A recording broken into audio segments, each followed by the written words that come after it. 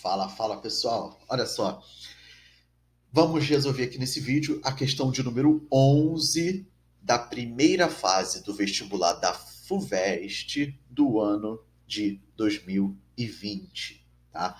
Esse modelo de prova é o modelo V, tá? Essa questão de número 11, primeira fase da FUVEST aí, lembrando que a primeira fase da FUVEST, no caso o vestibular da FUVEST de 2020, foi feito no ano anterior, em 2019, tá ok? Então vamos dar uma olhada nesse problema aqui, que também é muito interessante, tá?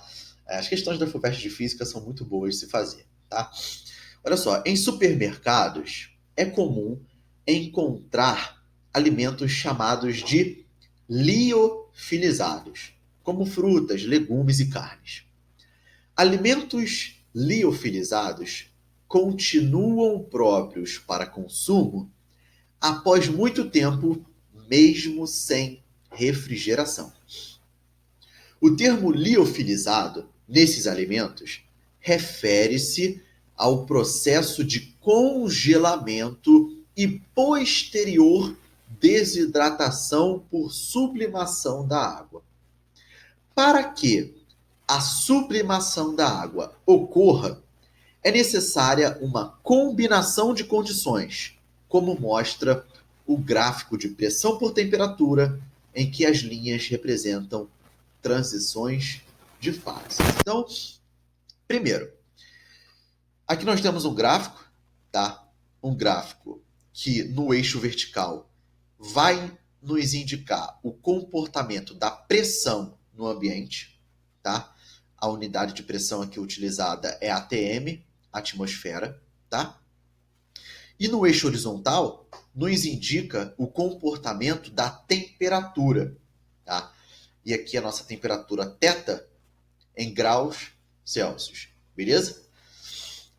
Aqui nós temos esse gráfico, né? Essa curva, que vai representar ali as transições de fase. Então percebam o seguinte, para que eu tenha estado sólido de um corpo ou de uma substância, eu tenho que ter baixa temperatura. Olhem para cá na horizontal. Olhem para cá na horizontal. Beleza? E percebam que quanto mais para a esquerda, quanto menor for a temperatura, o estado sólido é mais alcançável, digamos assim. Tá? Em relação à pressão, quanto menor a pressão também. Tá? Então, quanto menor a pressão e quanto menor a temperatura, mais alcançável é o estado sólido. Também podemos dizer isso. Tá? O vapor, ele vai ser alcançado, né, o estado de vapor, ele vai ser alcançado quanto maior for a temperatura, tá? E o líquido vai estar aqui como se fosse um meio termo, tá ok? Como se fosse um meio termo, tá? Olha só, apesar de ser um processo que requer industrialmente uso de certa tecnologia, existem evidências de que os povos pré-colombianos que viviam nas regiões mais altas dos Andes conseguiam liofilizar alimentos. Olha só que interessante. Possibilitando estocá-los por mais tempo. Assinale a alternativa que explica como ocorria o processo de liofilização natural. Tá? Então, olha só. Percebam o seguinte. Informação importante. O termo liofilizado, nesses alimentos, refere-se ao processo de congelamento. Olha só, congelamento. E depois que o alimento é congelado, ele vai passar por um processo de desidratação por sublimação. Tá? Outra informação importante. Existem evidências de que os povos pré-colombianos que viviam nas regiões mais altas dos Andes conseguiam liofilizar os seus alimentos. Então, vamos lá. Povos pré-colombianos viviam em ambientes com temperaturas muito baixas. Já vamos começar aí. Ou seja, era possível congelar esses alimentos, tá? Inclusive nos períodos frios, ok?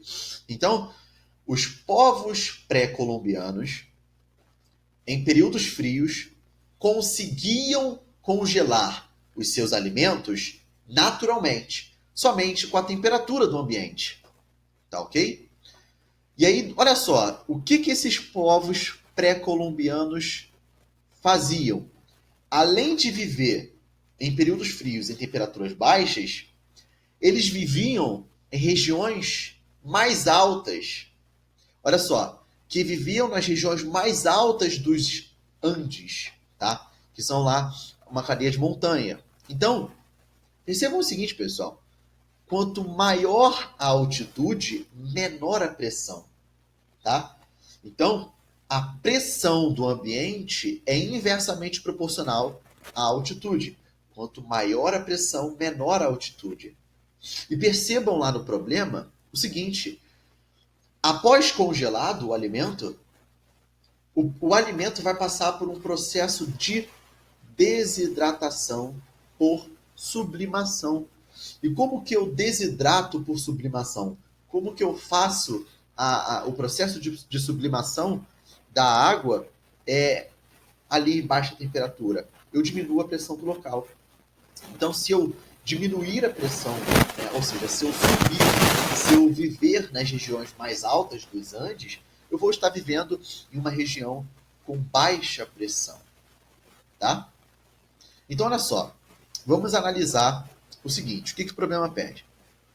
Vamos ler aqui novamente, olha só, apesar de ser um processo que requer industrialmente uso de certa tecnologia, existem evidências de que os povos pré-colombianos que viviam nas regiões mais altas dos Andes conseguiam liofilizar seus alimentos, beleza, possibilitando estocá-los por mais tempo.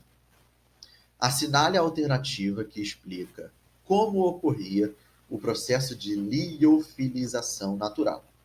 Então, olha só, vamos ver a letra A.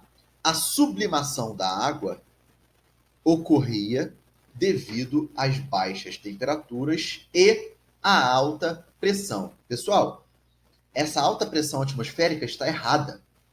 Por quê? Porque nas regiões mais altas das montanhas, a pressão é baixa. Lembrem-se do que eu falei.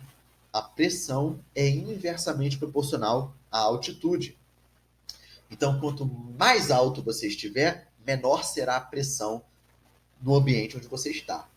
Então, como os povos pré-colombianos viviam nas regiões mais altas dos Andes, a pressão lá era baixa, não era alta. Então, a letra A está errada, tá? Letra B.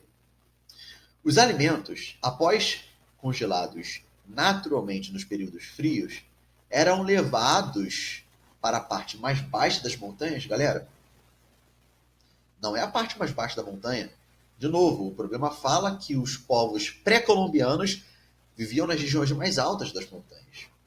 Então, esses alimentos não eram levados para as regiões mais baixas, mas sim para as regiões mais altas.